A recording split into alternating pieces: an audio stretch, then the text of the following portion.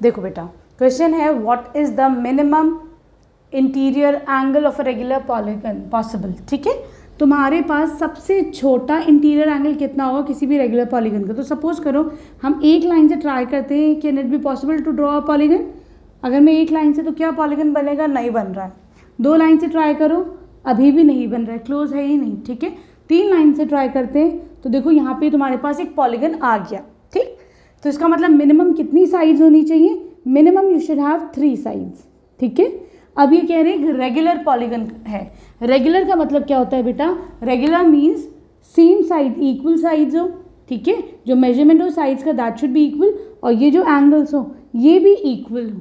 ठीक है, तो उसके लिए बेटा ये देखो, ये क्या बन के आएगा, इक्वल साइड्स होंगे और इक्वल एंगल होगा, तो कितना बनेगा ये 60 डिग्री बनेगा। ये इक्विलेटरल ट्राइंगल क्या होता है, 60 डिग्री होता है। तो देखो ज़रा सा, इक्विलेटरल ट्राइंगल, यहाँ से हम ऐसे तुम 60 डिग्री बता सकते हो कि इसका 60 डिग्री होगा।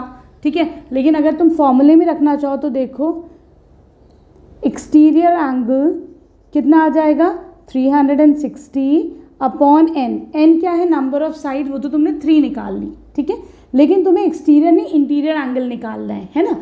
तो ये कितना हो जाएगा, 360 डिवाइडेड बाय 3 हो जाएगा 120 डिग्री। ठीक, इंटीरियर एंगल का क्या फॉर्मूला होता है, interior angle is equal to 180 minus exterior angle, है कि नहीं। तो ये हो जाएगा 180 माइनस 120, कितना आया, 60 डिग्रीज। तो हमारे पास आ गया इंटीरियर एंगल कितना बेटा, 60 डिग्रीज, राइट।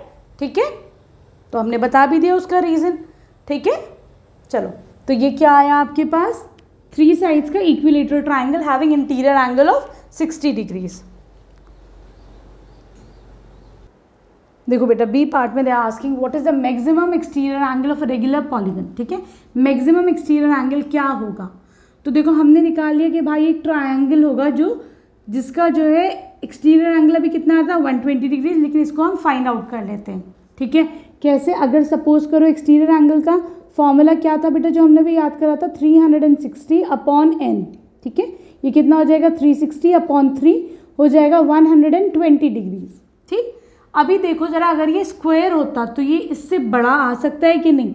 तो देखो इन केस ऑफ स्क्वायर, अगर हम स्क्वायर की बात करते हैं